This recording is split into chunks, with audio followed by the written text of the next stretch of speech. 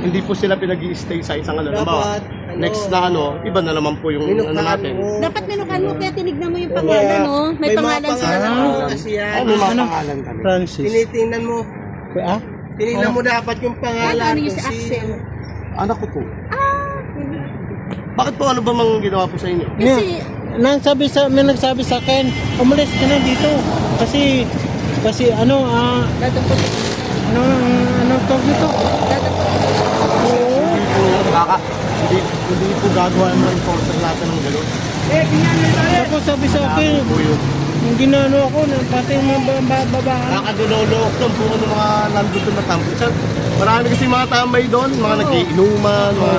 Hindi Diba nakaraan parang may gulo doon, no? Kaya nga sabi ko sa kanya, wag na siyang tumambay doon dahil sabi ko baka kako doon kasi maraming mga At parang mainit siguro yung lugar mainit doon. yung lugar. Kaya huwag daw. Kaya Sa kanya wag siya. Tapos dito, nabi niya, meron daw nakatingin din daw sa kanya. Hindi yan, baka subconsciously na lang. Pwede po. Di ba? Siyempre, Baka, ano niya, ano na po niya kayo. ganun. At sabi niya sa akin, Pero ganito, sir.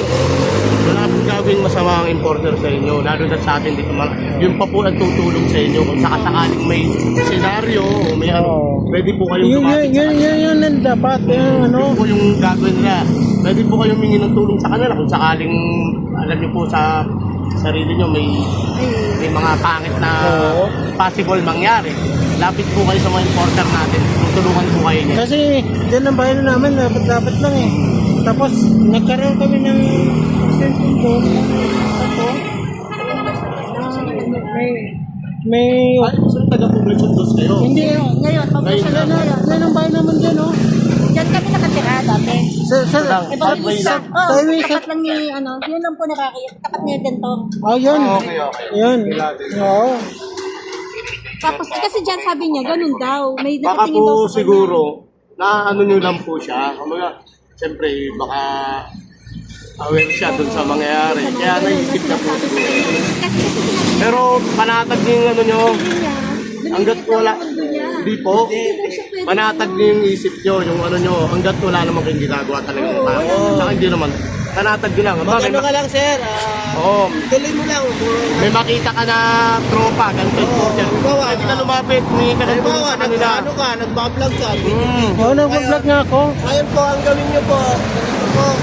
Halimbawa po, mayroon po mayroong nagano sa'yo, no? Lapit po kasi lahat ng kanto, mayroon po tayo nakatulong. Kami po yung unang, kumbaga kasi po, kami ang first response. So, halimbawa po, may aksidente. Kasi since nasa kalsada kami. Kasi So, kami yung parang aware dun sa nangyayari. Tapos, Lagi ko- tatawag naman po kami ngayon sa PNP. Kung hindi po namin kaya ipaliwanag, Kung may aksidente, may tumawag ng ambulansya.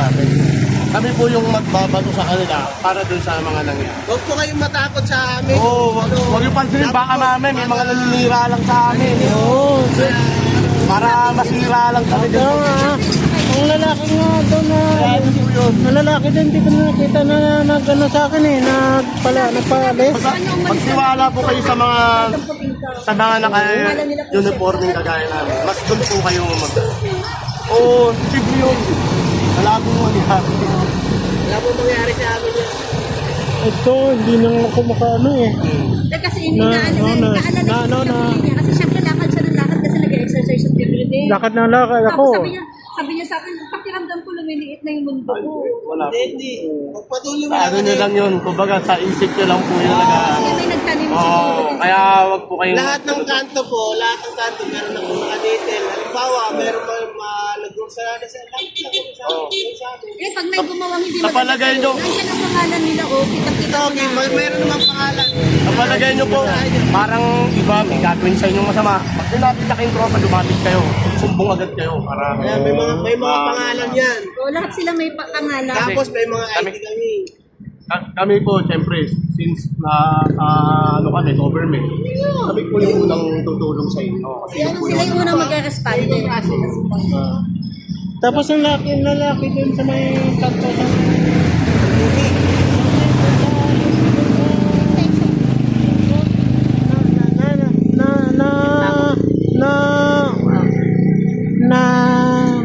sino ang nagsasabi sa'yo? nakaano, Nakasagutan nyo? hindi sagutan.